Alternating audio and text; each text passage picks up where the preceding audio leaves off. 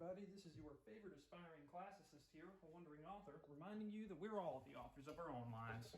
As always, my message remains the same. Spend less, live more, earn your freedom with frugality. And today, we're going to be talking about what use are the intellectual virtues. Remember, so far in Book 6 of Aristotle's Nicomachean Ethics, he's been discussing all the different types of intellectual virtues there are. Things like wisdom, scientific knowledge, intellect, prudence. If you want to learn more about those, I've made videos on every single one of those so far. And the big thing is, up until this point, he hasn't really talked about why do we need these things. Like, what's the point of them, right?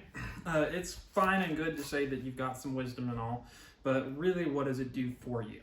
And Aristotle answers that question at the end of Book 6. And he starts the chapter off like this. But the further question may be raised, what is the use of these intellectual virtues? Wisdom does not consider the means to human happiness at all, for it does not ask how anything comes into existence. Prudence, it must be granted, does do this. But what do we need it for? Seeing that it studies that which is just and noble and good for man, but these are the things that a good man does by nature. So, if a good man is going to do these things already, why do we need prudence as a virtue to show us what they are? Knowing about them does not make us any more capable of doing them, since the virtues are qualities of character. Just like you can tell somebody, the traffic laws, but that doesn't necessarily make them any more likely to follow them, even though they know what they are. Just as is the case with knowledge of what is healthy and vigorous, using these words to mean not productive of health and vigor, but resulting from them. We are not rendered any more capable of healthy and vigorous action by knowing the science of medicine or of physical training. And that's true. I know that I've seen them, and I'm sure you've seen them, but there are some fat doctors out there. People that are clearly not healthy, but they work in health, and they know they're masters of the science of medicine.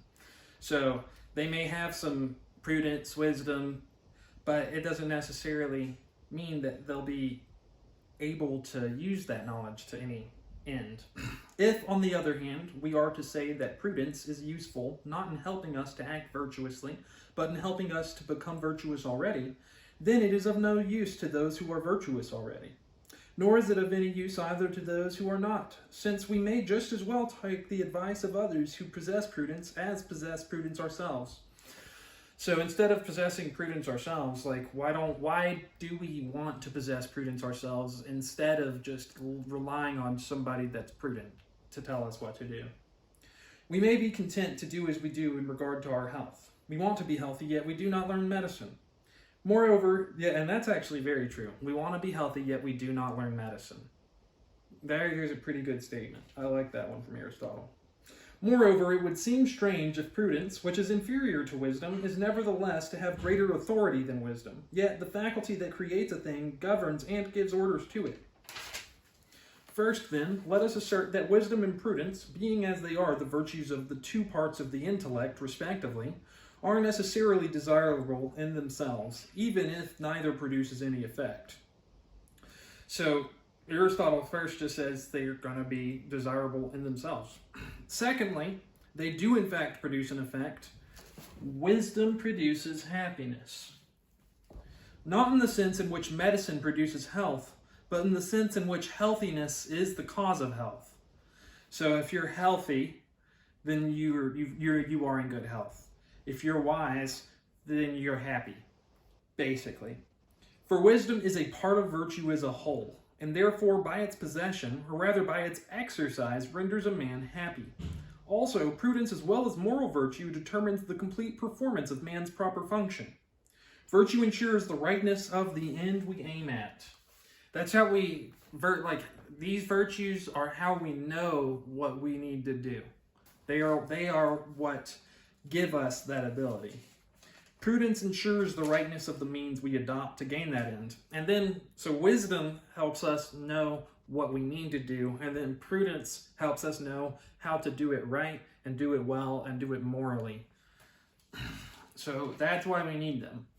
But we must go a little deeper into the objection that prudence does not render men more capable of performing noble and just actions.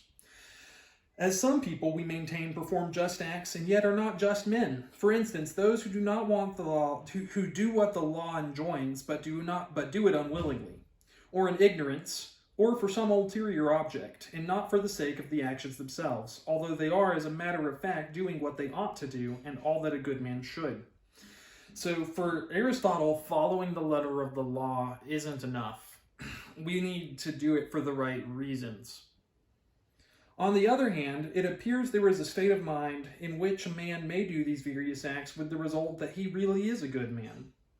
I mean, when he does them from choice and for the sake of the acts themselves.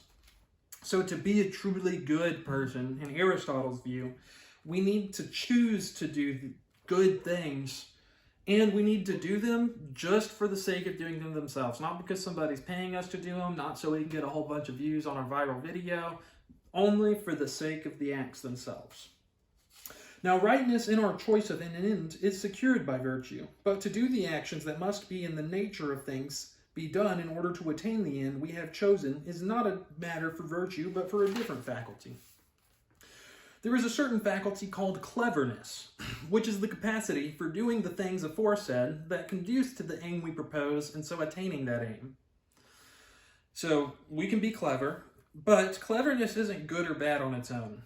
If the aim is noble, this is a praiseworthy faculty. If base, which base means like a moral, really it means a moral base, it is mere knavery, which is funny. It's a funny word. This is how we come to speak of both prudent men and knaves as clever. Now this faculty is not identical with prudence, but prudence implies it. But that eye of the soul of which we spoke cannot acquire the quality of prudence without possessing virtue. For deductive inferences about matters of conduct always have a major premise of the form, since the supreme good is so-and-so, but the supreme good only appears good to the good man. And here's another good quote. Vice perverts the mind and causes it to hold false views about the first principles of conduct. Let me repeat that one for you guys. Vice perverts the mind and causes it to hold false views about the first principles of conduct. If you've ever heard of a reprobate mind, that's kind of what Aristotle's getting at there. Hence, it is clear that we cannot be prudent without being good. And that's the end of that chapter. As always, my message remains the same. Spend less, live more, earn your freedom with frugality. What are y'all doing in order to inspire, uplift, and empower your local community today? Because this world isn't changing unless we all do our part. You can count on me to do mine daily. Till next time, I love y'all.